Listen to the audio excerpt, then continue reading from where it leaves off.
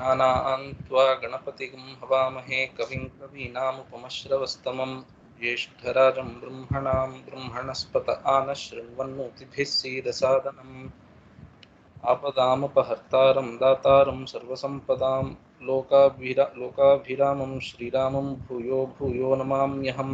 रामाय रामभद्राय रामचन्द्राय वेधसे रघुनाथाय नाथाय सीतायाः पतये नमः। कूजन्तं राम रामेति मधुरं मधुराक्षरम् आरुह्य कविताशाखां वन्दे वाल्मीकिकोकिलम्।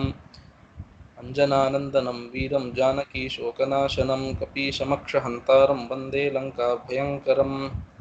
नमोऽस्तु रामाय सलक्ष्मणाय देव्यै च तस्यै जनकात्मजायै नमोऽस्तु रुद्रेन्द्रयमानिलेभ्यो नमोऽस्तु इन्द्रार्कमरुत्गणेभ्यः। So we will repeat this shloka, which I would want to consider as the Mangala Charanam for all our sessions as we go forward. Namah Paramahamsa Swadita Charana Kamala Chinmakarandaya Bhaktajana Manasa Nivasaya Shri Ramachandraya. This is the shloka that I've considered as the Mangala Charanam for this huge commitment that we are giving for ourselves, which is to study the entire Valmiki Ramayana verse by verse. I invoke Sri Rama's grace and grace of Mahatmas that this study takes us to its completion. Valmiki Ramayana is fundamentally a great kavya. And of course Valmiki is the Kavi. He is called the Adi Kavi also. And what is the subject matter of this kavya? It is dharma alone. So you can see that from the beginning till the end, this word dharma keeps coming a lot. So Ramo Vigravan Dharmaha, so Rakshita Swasya Dharmasya, the Swajanasya Cha Rakshita, these things keep coming up a lot. Dharma is the primary or fundamental pratipadya vastu of the text of the entire Valmiki Ramayana. So much so that in life, whenever we are in, let's say, a dilemma, as in how to act, so we can always say that you have to look into how Rama himself has acted in a given situation. So, and then you can take inspiration from that event. For Mahatmas who have studied Valmiki Ramayana, these incidents of Rama's life are always in their mind. So they are always on the alert as to how to live a life of dharma, and that's the effect that study of Valmiki Ramayana has on you. So if dharma is considered the subject matter of Valmiki Ramayana, and Valmiki Ramayana is fundamentally a kavya, the question arises as to, but then what are the sources of dharma? In the sources of dharma, kavya itself is not mentioned. So what are the sources of dharma? There is a very famous shloka in Manusmriti, Shruti Smriti Sadachara Swasya Cha Priyamatmanaha. There are four sources of dharma which are mentioned. The first one is Shruti. Anyway, we always say Vedo Khilo Dharma Moolam. So Vedas are the fundamental primary sources of dharma. In fact, dharma and adharma are called Nityanumeyas from the Shruti. You always infer what is dharma and adharma from the Shruti, and the means of inferring it is through Mimamsa Shastra. So if you want to know what is dharma and what is adharma, then you study Veda by using the rules of Mimamsa. So Veda has what is dharma and what is adharma, and then how to actually implement it in your life is what you try to understand using Mimamsa Shastra. So Vedas are the primary sources of dharma anyway. And then we have the Smritis. So the idea behind having Smritis as a source of dharma is there are many shakhas of the Vedas which which have been lost today. So there might be many things said in those lost Veda shakhas which are not available to us.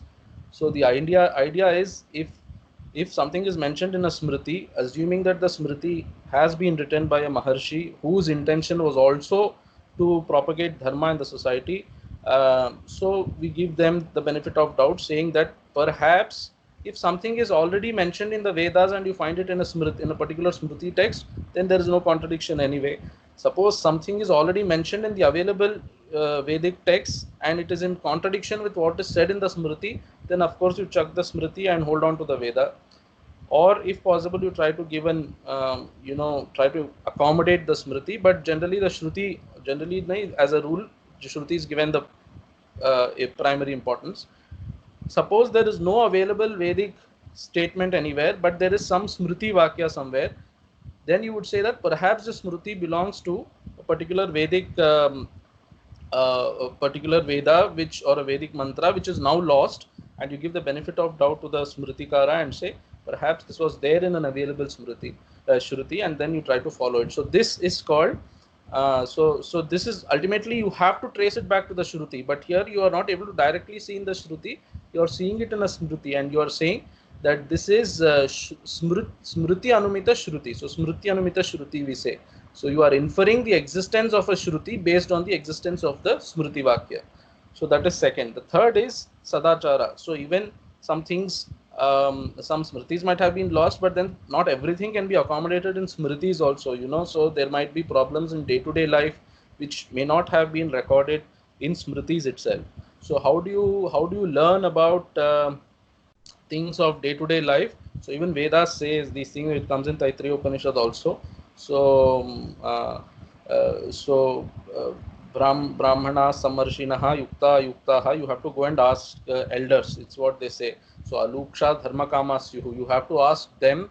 So Taittiriya Upanishad very beautifully says you have to ask those Mahatmas who are Aluksha Dharma Kamasyuhu. They are intent upon making you follow dharma, as in they are intent upon establishing dharma. At the same time, they are alukshaha. Aluksha means arukshaha. That means they are not harsh by heart. So you have a problem and you go to them. They don't give you a solution which is seemingly impossible, or which sounds like, what is this? This person has made my life even more tough. That is not the kind of advice that they would give. So they would give an advice which is practical for you to follow, but keeping the Dharma Shastra itself in mind. So that is Aluksha Dharma Kamasyuhu, very nicely put in Taittiriya Upanishad.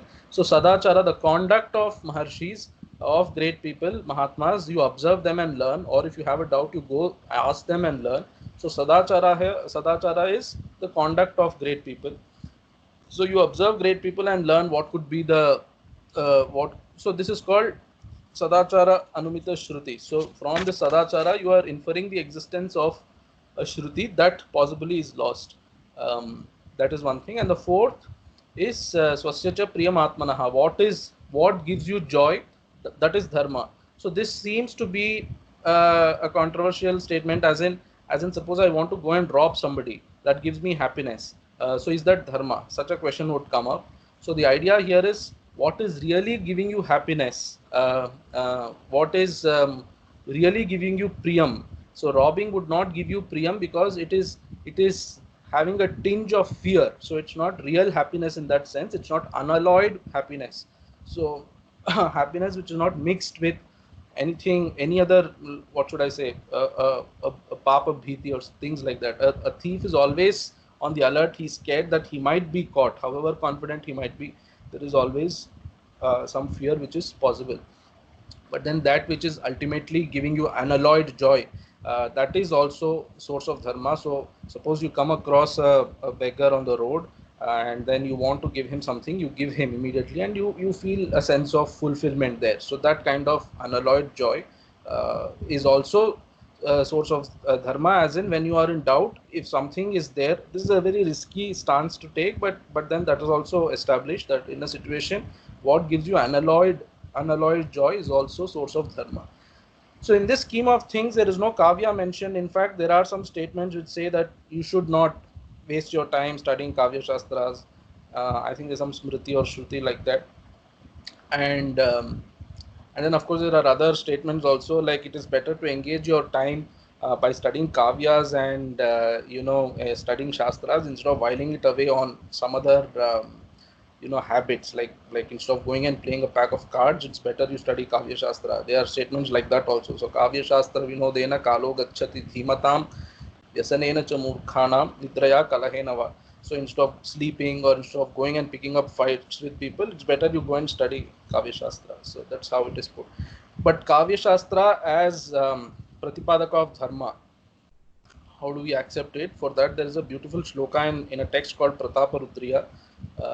So it's an often quoted text whenever you have to establish like dharma, sources of dharma and things like that, or when in the context of Ramayana and Kavyas like that, you quote this shloka, which is यद् वेदात् प्रभु संहिताद् अधिगतं शब्द प्रमाणात् चिरं यच्चार्थ प्रवणात् पुराणवचनात् इष्टं सुहृत् संहितात् कांता संहितया यया सरसताम् आपाद्य काव्यश्रियं कर्तव्ये कुतुकी बुधो विरचितः तस्यै स्पृहां कुर्महे is the text. The author of the text of Prataparudriya is saying that kavya lakshana I will describe. So be that as it may, we have to see now the first three padas which say that so Vedas, the original sources of dharma, are Prabhu Samhitas. So they are like the king. You know, the king sits somewhere in the palace, but locally you don't see. I mean, those days in the feudal whatever or monarchic system, you don't see the king every day. The king is sitting in his palace and he's running the state, he's running the show, and all his orders are proclaimed on the crossroads of a village or of a town or of city. So people know the king only through the proclamations that are being made through his messengers in the crossroads. So they only heard the king. Um, so even Gandhiji says this somewhere that if you go and ask, so I think he went and asked somebody, some farmer in Mysore state, I suppose. So if I remember rightly, he goes and asks, do you know who's the local king? So he says, no, I don't know who's the local king, but I know there is one king for this entire universe and things like that. So you haven't seen the local king in back then, you know, and then the communication media was not so great. We didn't have Skype back then. So the king would sit in his palace, but he is known to his subjects only through the proclamations he makes. Similar is the case with Veda. So that is also Shabda in the case of king, and in Veda also it is Shabda Pramana. So it gives you very strict do's and don'ts, and if you do what the Veda says, you are rewarded. If you do what the Veda says you should not do, then you are punished. Like a king punishes anybody who transgresses his orders, the Veda also punishes you as in your karma gives you some papa phala to you if you transgress or if you perform nishiddha karmas. If you transgress what the Veda says, you get this something called the papa. So Vedas are therefore Prabhu Samhitas. They are like the king. Prabhu Samhita means like a king. And then the next is Puranas. So Puranas are Suhrit Samhitas. So Suhrit Samhita means it's like the Puranas are like a friend who comes and tells you, you know, what happened in a particular case, you know, or he would come and tell you about a movie. He would review a movie to you, and then he would inject in you the idea that you should also go and watch the movie, something like that. So Puranas are Suhrit Samhitas, and they are they are Arthavada Pradhana. So they will expound a story by I mean, they will expound on a dharmic aspect through stories. So the character, the story per se is not important, but there is always a message that the story has to convey, and that is through that Puranas give you knowledge of what is dharma. So this is Suhrit Samhitas. Puranas are called Suhrit Samhitas because they are like friends. So if a friend comes and reviews a movie to you, and you feel like go and watching it. So Puranas are like that. They describe events, and then you and then he puts into you the idea that you should do like this, you should not do like this. Whereas Kavyas are called Kanta Samhitas. So Kanta is a lover, a beloved, so somebody whom you love. So that Kanta Samhita is, so a Kanta doesn't openly say that she wants you to do like this or she wants you to not do like this. She doesn't say. She just hints at it through her expressions, and it can be him or her, but Kanta is a feminine word. So Kanta Samhita is like a lover who hints also, who doesn't even speak, who doesn't even come and review or things like that. Just indicates. She does what she does, but through those actions, she's indicating to you what is to be done and what is not to be done. So this is a cajoling way. And that is the role of Kavya Shastras, is what Prataparudriya Kara says, a very often quoted shloka also. So Kavya Shastras, therefore, so when you are following an injunction directly from the Shabda Pramana, which is Veda, there is a certain kind of fear. And when you are following a friend's review kind of thing, there is scope for some, you know, Raga Dvesha or thing, something like that. So something that is inherently coming to you that I have to do this comes when it is Kanta Samhita, like in the Kavyas, where a beloved is telling you, indicating to you what should be done or what should not be done. So that is a role of Kavya Shastras, and therefore even through so Kartavye Kutuki Buddho Virachitaha. So Kavyas are written by Buddhas, great people, intelligent people, but and what kind of people they are? They are Kartavye Kutuki Buddha. So they are interested in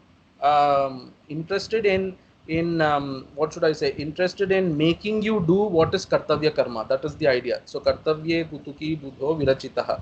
It has been written by an intelligent Buddha, a Mahatma, who wants you to do good thing, but he wouldn't say it to you. He wouldn't say it to you even in a friendly way. He would just say things. He would just describe things, and that would automatically induce you to do what it should be done. And then the Vyakyakara for Prataparudra nicely says that Kartavye Kutuki can be, if you put an akara praslesha, then it becomes akartavye akutuki. So he is not only somebody who wants you to do what is good, but he's what is to be done. He also is somebody who doesn't want you to do what is not to be done.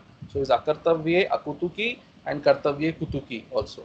So such a Buddha or Mahatma, when he writes a kavya, he also wants to give you what is dharma. He also wants you to follow what is dharma, but he puts that in a very sweet language, and it automatically you feel like doing doing what is right. Like Valmiki describes the story of Rama and Ravana, you automatically feel like doing or being like how Rama was and not being like how Ravana was. So that's the idea.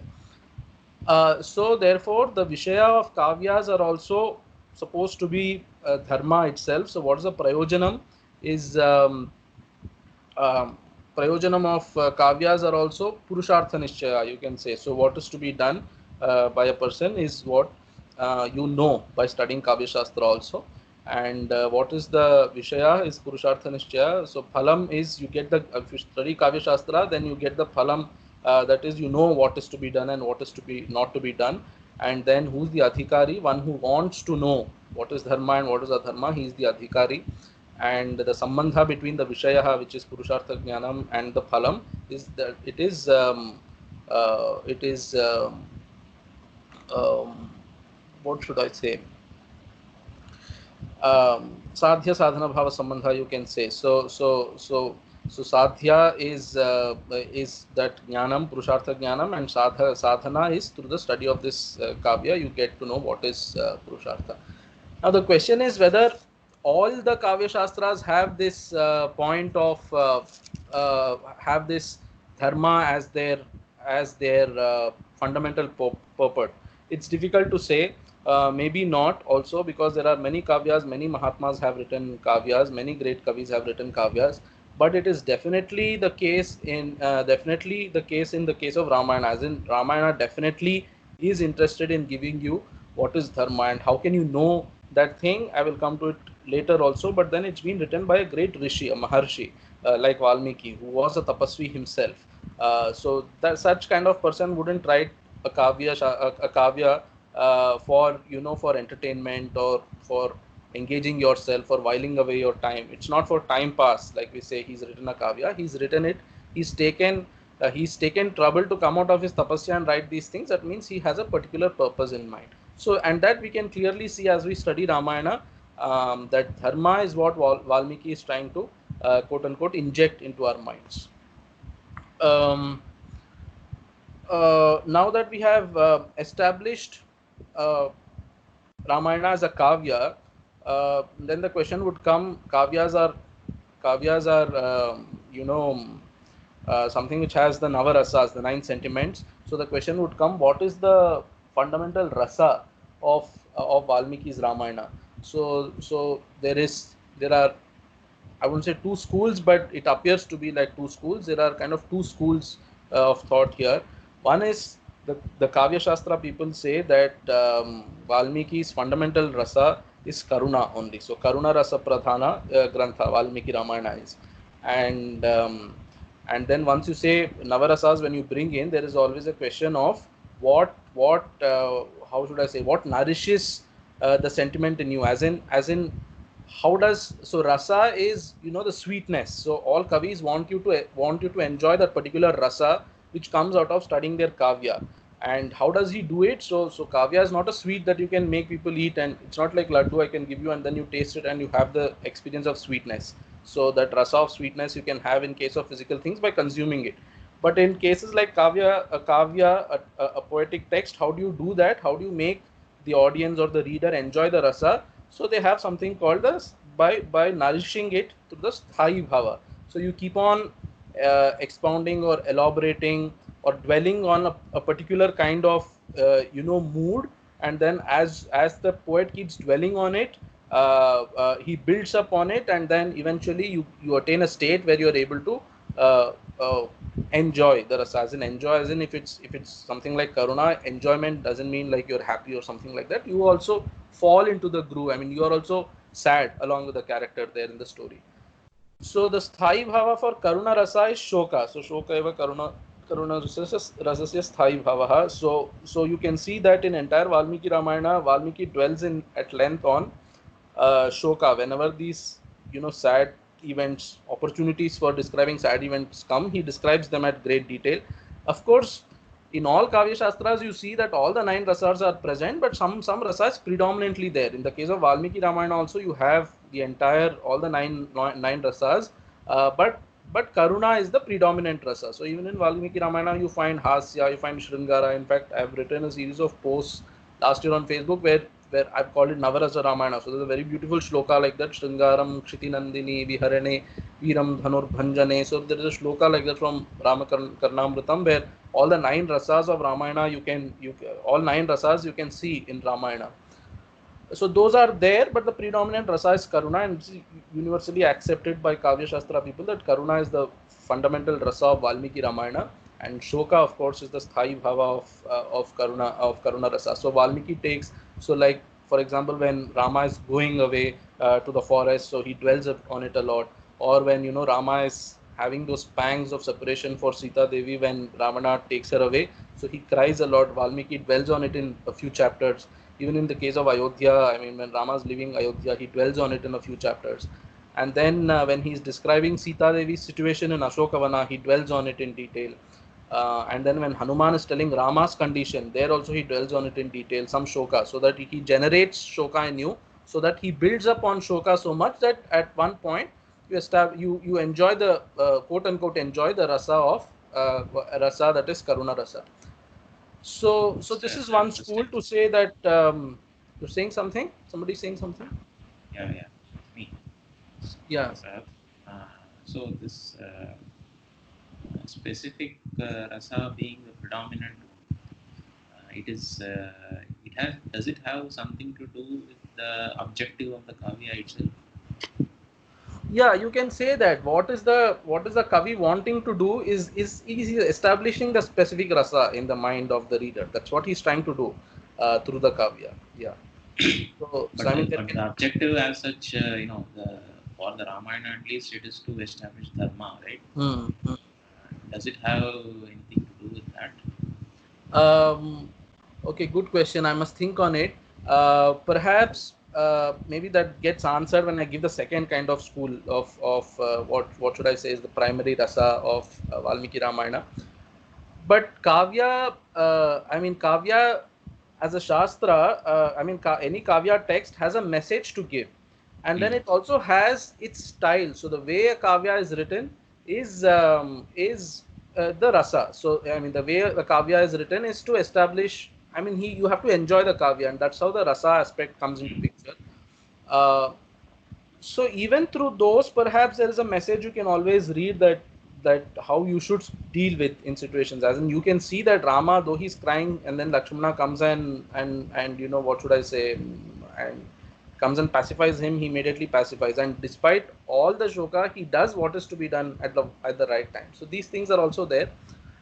But what I am trying to put is the purport of Kavya Shastra is dharma, or in Valmiki's Ramayana's case, it's definitely that. But the style of writing Kavya is through putting these rasas. So there is a style of writing, and then there's why this has been written. So maybe that way we could look at it. Now this is one school of thought. Let's say that this is the Kavya Shastra people who say that Valmiki's Ramayana is predominantly there for establishing Karuna Rasa in our minds, and then there are bhaktas. So there's bhakti schools which say that actually these, and then they even refute the idea of Navarasas. This has been done by primarily the Gaudiya Vaishnavas, Rupa Goswami and all of them, who say that actually there's nothing called Navarasas. There is only one rasa, which is bhakti. All other rasas are only rasa bhasa. Suppose I read a Shringara Kavya and I'm getting rasa. Actually, I'm not getting any rasa. It says rasa bhasa. They would say abhasa is just an apparition. So it's not really rasa. I am imagining it to be rasa. I am really not enjoying it. What I'm really enjoying, what really, let's say, fills my soul or satisfies the soul is bhakti alone, they would say. So bhakti is the only rasa. All other rasas are rasa bhasa. So this school does have, I mean, this thought does have great credence in the sense that you go and listen to a great pravachanakar who's speaking on Ramayana or Bhagavata, you come back home with a very satisfied heart. And how are you able to come back from with a satisfied heart? That is because actually with all the story he has put bhakti in your mind, in your heart, and that's how that satisfaction comes. And that's where these people are coming from. They are saying it is bhakti, that is the real rasa. All other rasas are just like Vishaya Sukhas, they are not Sukha in fact. So Atma Sukha is the only Sukha, like we say in Vedanta. So here they say this is where they are also coming from, between Vishaya Sukha and Atma Sukha. So they are also coming from there and saying that Bhakti is the only rasa, all other rasas are only rasa bhasa. And even in texts like all this, so this has been written even by Madhusudana Saraswati in his Bhagavad Bhakti Rasayanam. He's a Vedanta in himself, but he also propounds this, that Bhakti is the only rasa. Why they had to discuss these things is because in stories of Bhagavata, when all these things come, and specifically Sringara Rasa comes a lot up. Apparently, Sringara Rasa comes up in Bhagavatam, and then you have to explain, but this is a text of Jnana and Bhakti. Why did Sringara come here? So then you have to actually say that, and then it becomes very disturbing to at least to the whatever to the modern people that you're worshipping somebody as an avatara, but he has done acts which are seemingly nindya. They are something to be looked down upon. So they might look flirtatious, to use a modern word. But then that's how that's what they are saying, that actually it is not Shringara there, it is Bhakti only. It is Bhakti being established in a particular way, it is Bhakti being established in some other way. With Yashoda it's Vatsalya, with the Gopikas it is Shringara, but actually through all this what is being experienced by that person is Bhakti only. And when does this Bhakti as a rasa come? It comes only when you know that the person whom you are relating with is Paramatma only, is Bhagavan only. In their case, they say Bhagavan. In Vedantin's case, we say Paramatma. Um, so that being the case, so when we are also reading Bhagavata or Ramayana, we are also feeling a sense of, there is a sense of satisfaction, a certain source of Ananda. And that Ananda is actually not coming from a particular rasa, because those rasas are not rasas at all. That is coming from the fact that he is Bhagwan, and then from that bhakti you are coming. For example, if you are seeing Rama cry, you are crying not because Rama is crying, you are crying because he's Bhagwan and he's come on this earth, and Bhagwan is doing this for my sake to teach me what dharma is. He's going through these things, and that's how you feel that connection. If you are shedding tears, in that case, the Kavya Shastra people might probably say that's because Valmiki has built up the Sthai Bhava so nicely that now you are connecting and crying. The Bhakti people might probably say that no, that's because, yeah, he's teaching you a lesson, no doubt. He's teaching a human being how to live a life.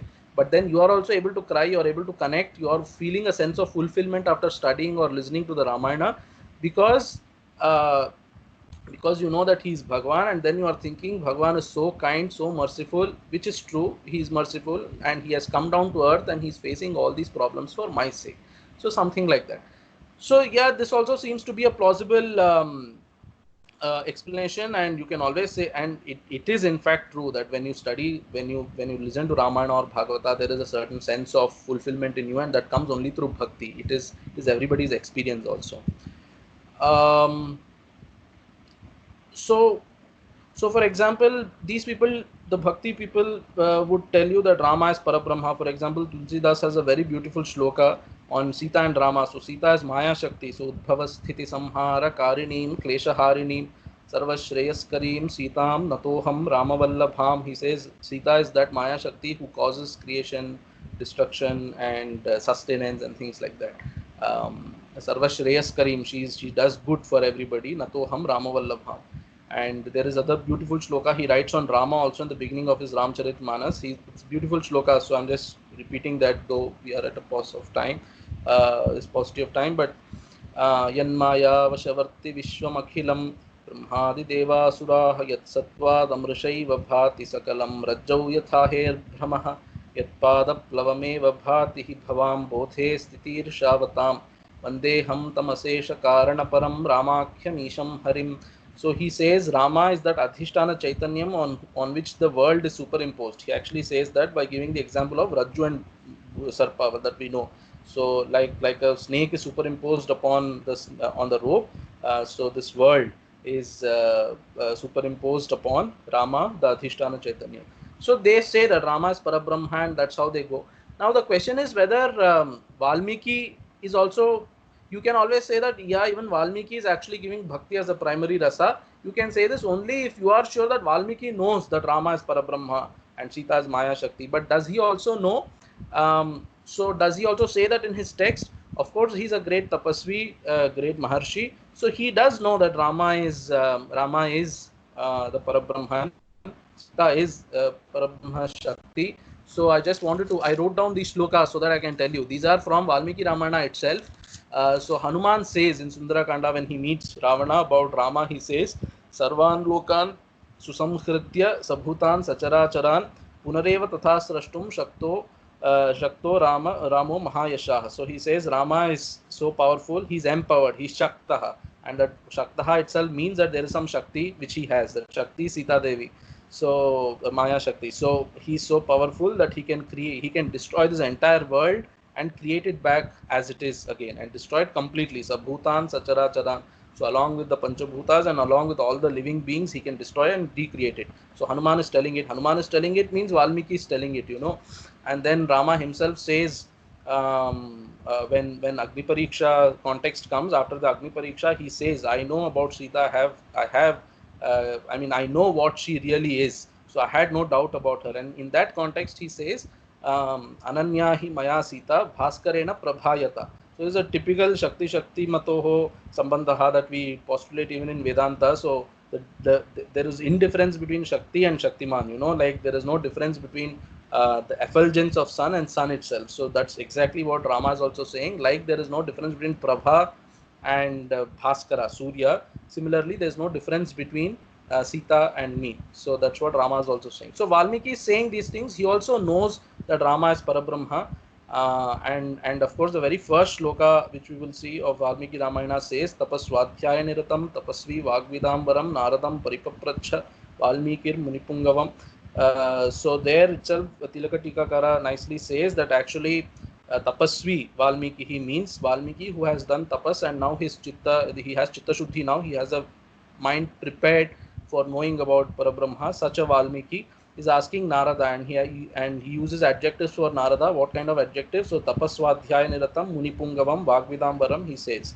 So there tapaha means if you go according to Mundakopanishad, yasya jnanamayam tapaha, we will see all these things, but there tapaha is jnanam, and swadhyaya nirataha means he has done shravanam, and taponirataha there means this is all to Narada. So he has done shravanam, taponirataha is he has done nididhyasanam, munipungavaha Naradaha means he has done mananam, and vagvidambaram means he's an expert communicator. So they want to put Narada in the role of a guru, a Brahmanishta, Shrotriya Brahmanishta guru who has done Shravanam, Mananam and Nididhyasanam. He has Aparoksha Jnanam of the self, and that Narada is speaking.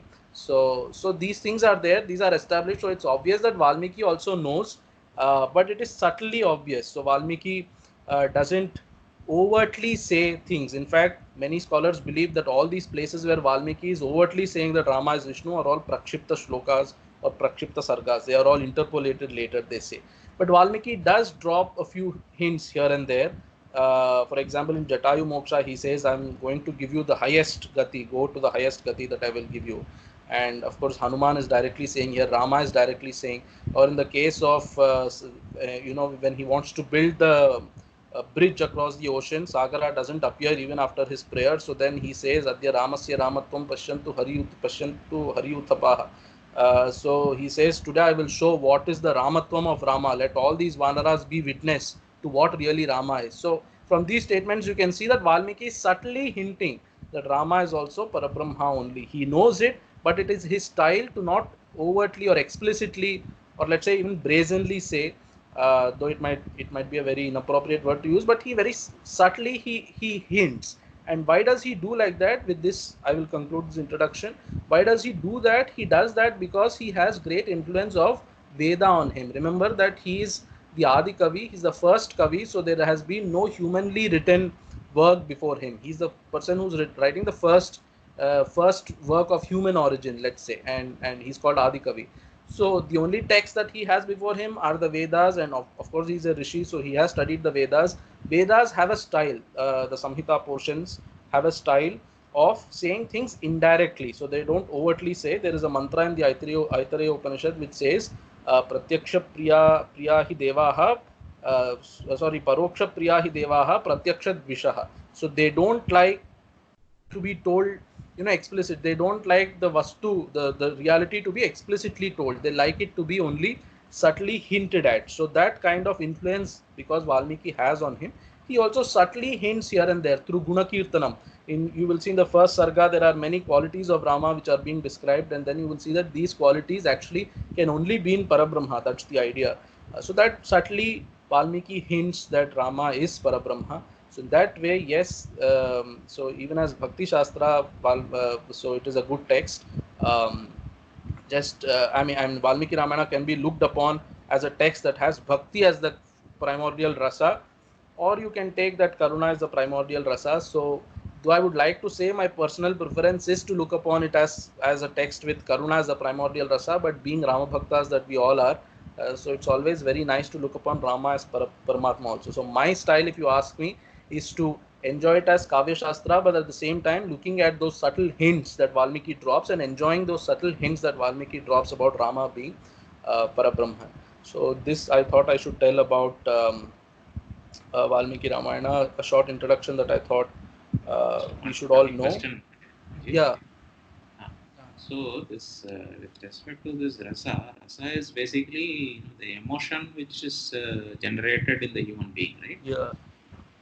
So the bhakti is somewhat unique. It looks to me because most of the other things actually normal man goes through all these emotions. But there are people who go through entire Ramayana also or many of the Bhakti Shastras also without having the feeling of Bhakti at all. And there is an option, it looks like, regarding this. So what is the how do we understand this situation? So first of all, I should have said this thing also. The traditional Kavya Shastra people put bhakti as part of Shantarasa. So they say bhakti falls under Shantarasa. Bhakti people say no. Not only is bhakti not part of Shantarasa and a unique rasa, but also bhakti is the only rasa. The way we understand, or the explanation that perhaps comes to my mind now, is people read Ramayana and still don't have bhakti. There could be, I mean, there's only one reason that comes to my mind, but there could be degrees of that reason. So suppose you don't believe that Rama is Paramatma or Parabrahma, then if you read Ramayana, you look upon it from of course it is an itihas also, we should remember. So they try to look upon it with the lens of, typically, let's say Western scholars would ideally look at Ramayana, something like that. So they would want to do a lot of analysis and things like that. There are Indians who are in this culture. So Rama is the most, I mean, he has had the greatest influence on Indian culture. You can see in many instances in Ramayana that actually these are things that we follow even today. So you can see how influential Rama has been. And one more thing is that they say about great poets in Sanskrita, so Upama Kalidasasya Bharave Rathagauravam Dandinaf Padalalityam Maghe Santi Trayoguna. So Kalidasa is well known for his similes. So Bharavi is known for the depth of the words that he uses, depth of meaning. And Dandin is famous for beautiful alliteration and things like that, beautiful appropriate letters or syllables that he uses. And then Magha has all these three gunas. So I always say that if Valmiki comes into the picture, all these three people have to close their shop and then just look at Valmiki with wonder. Like there is a shloka in Saundarya Lahari. So it seems Saraswati is playing the veena. So when Saraswati is playing the veena in front of Ambal, in front of Lalita, so after she plays one song, so she says Shabash. So she's appreciating. Just by hearing that one word of appreciation, Saraswati will put her veena back in the box and she will just do pranam and go away from there, because she thinks that even that one word of Ambal is so beautiful that my veena in front of that is nothing. So something like that. So Valmiki, anyway, so Valmiki has had a great influence on all poets subsequent to him. You can trace actually the influence of Valmiki on all those poets. And then Ramayana character has had great influence on our culture. So even people of this culture, when you read the Ramayana, when you're not, I don't know, when you can't connect to Rama as a Bhagwan or as a Nishta or as a great Avatara Purusha, maybe you're not able to enjoy Bhakti as a rasa, is what maybe I would look at it that way. The other people also, they are muted. If they have any questions, they can ask. Maybe you can unmute them for a while if they are still No, on. they can choose to mute themselves. Okay. So yeah, so we'll end it here with some shlokas. I will just recite because it's good to think. Remember Valmiki and Hanuman, the two characters. I mean, Valmiki great for for introducing us to Ramayana, and Ramayana Hanuman is called Ramayana Mahamala Ratnam. So he's the gem of the entire Ramayana, the greatest character perhaps after Rama. He would be happy if we praise Rama instead of himself. So Sita Rama Gunagrama Punyaranya Viharinau Vande Vishuddha Vijnano Kavishwara Kapishwaro. There is a shloka like that by Tulusidasa. So this Kavishwara and Kapishwara. Kapishwara is Hanuman and Kavishwara is Valmiki. They are roaming about in a forest. Animals are in the forest anyway, and he's a Muni, so he's also in the forest. They are in a forest. And what is that forest? So Sita Rama Gunagrama Punyaranya. That is the forest of the great, hosts of good qualities that Sita and Rama has. So they are roaming about in that. And then Pujantam Rama Rameti Madhuram Madhuraksharam Aruhya Kavita Shakham Mande Valmiki Kokilam. So Valmiki is like that cuckoo who's singing, beautifully singing Ramakatha by sitting on the tree called Kavita. So sitting on the branch called Kavita. And Buddhirbalam Yasho Dhairyam Nirbhayatvam Arogata Ajadyam Vakpotatvam Cha Hanumat Smaranat Bhavet. So Hanuman has a great role in the entire Ramayana story anyway. So if you just by remembrance of Hanuman, you can have Buddhi, Balam, and Yashaha, fame. Dhairyam is courage, and steadfastness also. Dhairyam, Nirbhayatvam, Arogata is something very important to us in these days in Corona times. So Arogata. So Ajadyam, lack of laziness, these are all what Hanuman can give us. And also Shiva is supposed to be great bhakta of Rama, so we remember Shiva also. We invoke the great blessings of all these people. Tulsidas writes a very nice text called Vinay Patrika, where he invokes the blessings of all gods and goddesses that we hear of. And he says in the end of all that song, he writes songs on each of them, and then at the end of all songs he say, give me Rama Bhakti. So it's a very nice text. So we also invoke all these great Mahatmas, Bhavani Shankara, Shiva and Parvati, Hanuman, Valmiki, and all whatever devatas to give us Rama Bhakti and to be able to, complete, take to completion. We don't know how many years this might take. We have taken a pratigna to study verse by verse of the entire Ramayana. By Rama's prerana it has come. Let's see how it progresses.